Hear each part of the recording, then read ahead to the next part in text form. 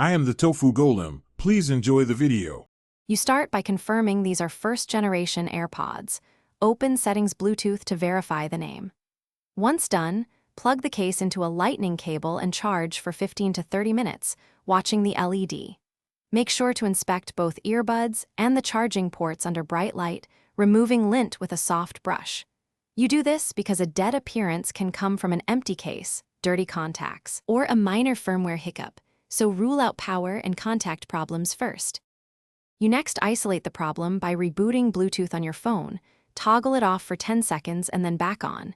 If AirPods still appear, choose Forget this device.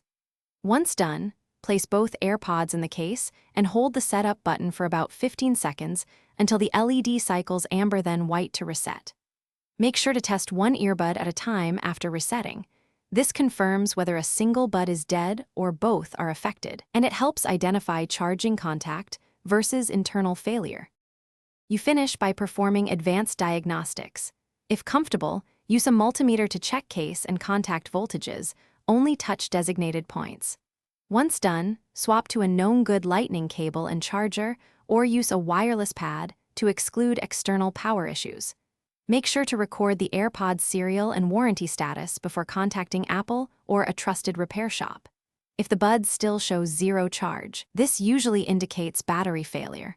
Professional repair or replacement will likely be required. Thanks for watching. Consider subscribing if we helped you today.